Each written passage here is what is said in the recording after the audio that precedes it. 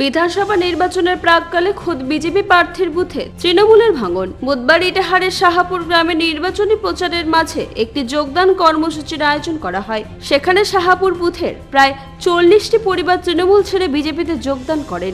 দলত্যাগীদের হাতে বিজেপির পতাকা তুলে দেন ইটাহার বিধানসভার বিজেপি প্রার্থী সবিতা বর্মন।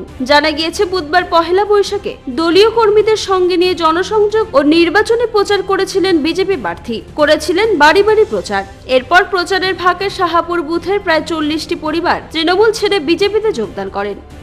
তৃণমূল করতাম, এখন আজকে বিজেপিতে জয়েন করলাম। কেন?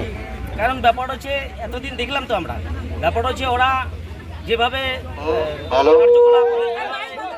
রাজনীতি করছে তাতে আমাদের হিন্দু খুবই দুঃখিত। ব্যাপার হচ্ছে হিন্দুদেরকে ব্যাপার হচ্ছে শুধু কাজে ব্যবহার করা হয়, আর অরিজিনাল ব্যাপার হচ্ছে যেসব সরকারি সুযোগ সুবিধাগুলো সেই দিক থেকে আমাদেরকে বঞ্চিত রাখে, আমাদেরকে অতটা সুযোগ সুবিধা দেয় না। ব্যাপার হচ্ছে তাই আমরা দেখলাম যে ওদের রাজনীতির গত 15 বছর ধরে দেখছি, ব্যাপার হচ্ছে তাতে ক্ষুব্ধ হয়ে আমরা বিজেপিতে জয়েন করতে বাধ্য। কতটি পরিবার? সনাতন দেব শর্মা। করছে কারা যোগদান করলো?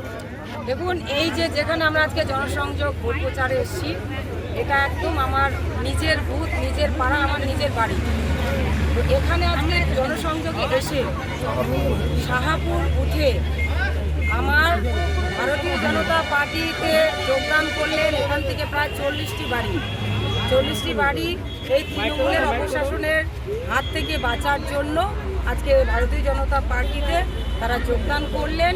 তাদেরকে আমরা আমাদের পার্টির তরফ থেকে গভীর অভিনন্দন জানিয়ে পার্টিতে আমাদের পরিবারের সদস্য বানিয়ে নেওয়া হবে। আজকে নববর্ষে কি বার্তা দিয়ে মানুষ? এই শুভ দিন, এই শুভ নববর্ষে সমগ্র রাজ্য তথা আমাদের পশ্চিমবঙ্গের সাধারণ মানুষ যাতে সুখে শান্তিতে তাদের পরিবারকে নিয়ে বসবাস করতে পারে, শান্তিতে থাকতে পারে, এইটুকুই আমি ঈশ্বরের কাছে প্রার্থনা করেছি। ইটাহার থেকে দিবাকর মজুমদারের রিপোর্ট, কুলিক নিউজ।